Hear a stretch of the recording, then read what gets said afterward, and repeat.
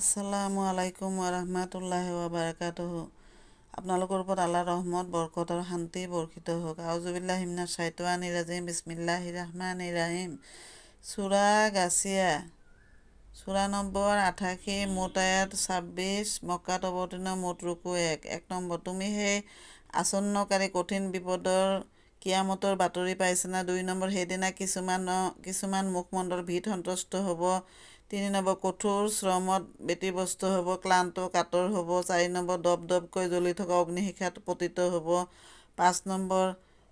টকবগাই উতলি থকা নিজৰাৰ পানী পান কৰিবলৈ দিয়া হ'ব। 6 নম্বৰ। কাঁইটীয়া শুকান ঘাঁহৰ বাহিৰে সিহঁতৰ বাবে কোনো খাদ্য নাথাকিব।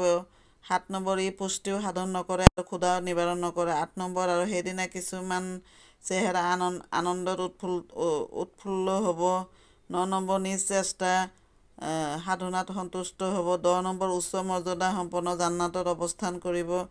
11 নম্বৰ। তাত কোনো অমূলক বাজে কথা শুনা নাপাব। 12 নম্বৰ। তাত বুৱতী নিজৰা থাকিব। 13 নম্বৰ। উচ্চ আসনসমূহ থাকিব। 14 নম্বৰ। পান পাত্ৰসমূহ সুসজ্জিত হৈ থাকিব।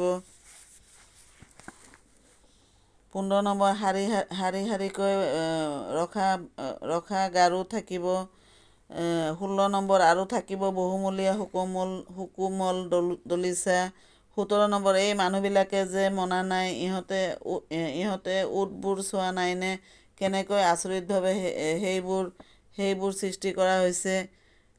18 নম্বৰ। আকাশখন চোৱা নাইনে? কিদৰে তাক ঊৰ্ধ্বত স্থাপন কৰা হৈছে। 16 নম্বৰ। পৰ্বতবোৰ চোৱা নাইনে? সেইবোৰ কিদৰে দৃঢ়ভাৱে স্থাপন কৰা হৈছে।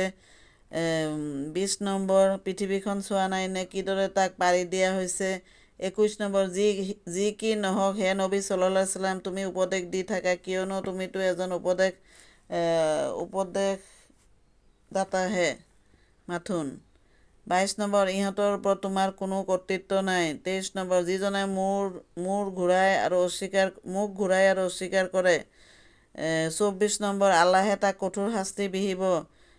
25 নম্বৰ। নিশ্চয় মোৰ পিনে সিহঁতৰ প্ৰত্যাৱৰ্তন। 26 নম্বৰ। তাৰ পিছত সিহঁতৰ হিচাপ লোৱাটো মোৰেই কাম। সমাপ্ত।